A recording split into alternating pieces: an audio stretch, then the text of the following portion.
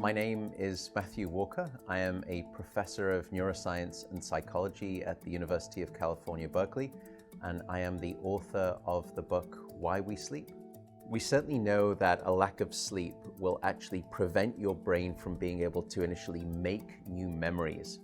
So it's almost as though without sleep, the memory inbox of the brain shuts down and you can't commit new experiences to memory. So those new incoming informational emails are just bounced and you end up feeling as though you're amnesic.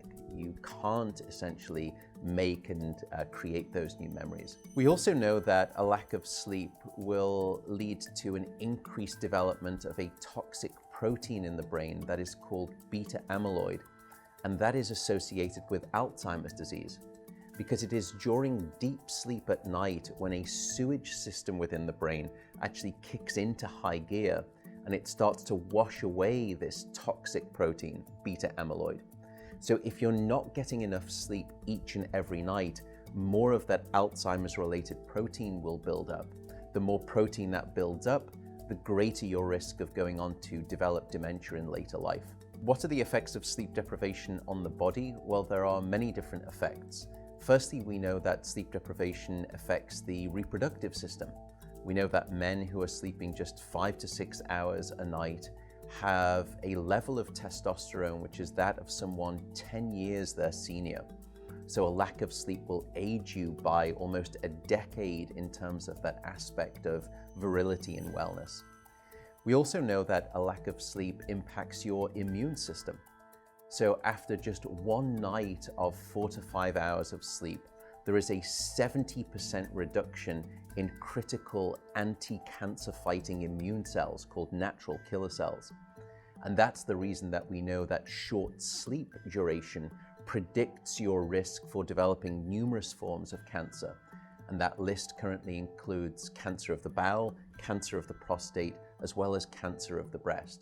In fact, the link between a lack of sleep and cancer is now so strong that recently the World Health Organization decided to classify any form of nighttime shift work as a probable carcinogen. So in other words, jobs that may induce cancer because of a disruption of your sleep-wake rhythms. We also know that a lack of sleep impacts your cardiovascular system, because it is during deep sleep at night that you receive this most wonderful form of effectively blood pressure medication. Your heart rate drops, your blood pressure goes down. If you're not getting sufficient sleep, you're not getting that reboot of the cardiovascular system. So your blood pressure rises.